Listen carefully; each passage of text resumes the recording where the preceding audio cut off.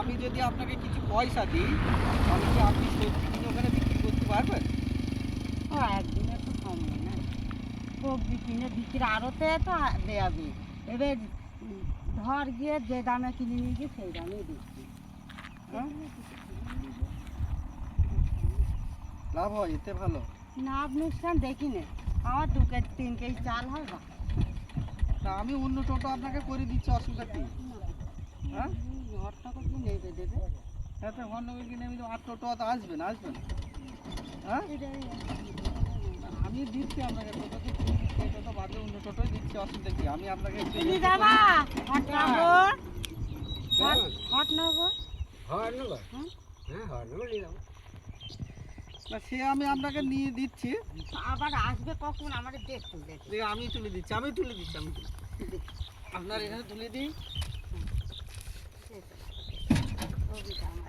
বাড়ির কাছে হলে একটু ভাত মাছ খেয়ে বাড়ি আসতাম।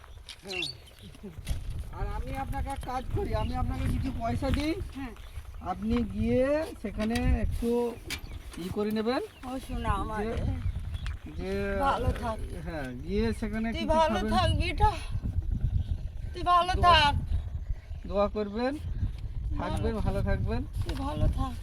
এটা আমার মা তো হ্যাঁ। ভাই, এটা আয় মা ভাই, আমার টাকা দিল, ছেলে পেলে হয়েছে না হোক, গোবিন্দকে ডাক হয়ে গোবিন্দ, ওনাকে ছেলেও দিও মেয়েও দিও। একদম ভালো থাকবেন, সুস্থ থাকবেন, আর পারলে পারে আবার যদি কোনোদিন দেখা হয় তাহলে আপনাকে আমি একটা কিছু বেশি টাকা দিয়ে দেব, সেই টাকা থেকে আপনি একটা ওখানে একটা সবজির দোকান করে বিক্রি করবেন। হ্যাঁ, আর এই রকম ভাবে করে আমি একটু অসহায় মানুষদের, গরিব মানুষদের পাশে দাঁড়ানোর চেষ্টা করি আর কি। হ্যাঁ, এটা আমার তো দুধ ভাতার টাকাটাই দেয় না, আবার ধর সেই ওই চাল দেয় না, হ্যাঁ, 3 কেজি চাল। 3 কেজি চাল, 5 কেজিও দেয় না। তাহলে এইরকম অসহায় মানুষদেরকে অবশ্যই দেওয়া উচিত। আমি আপনাকে পরবর্তী সময় যদি কোনোদিন দেখা হয় তাহলে আমি আপনাকে কিছু পয়সা দেব, আপনি সেই পয়সা নিয়ে একটা ছোট করে দোকান করে নিজের মতো করে খাবেন। এইখানেই আমি আবার দেখা করব কোনোদিন আপনার সাথে।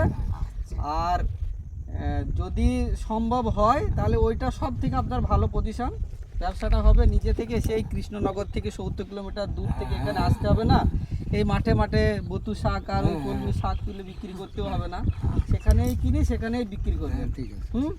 আর ভালো থাকবেন, হ্যাঁ ভালো। আর আশীর্বাদ করবেন, দোয়া করবেন।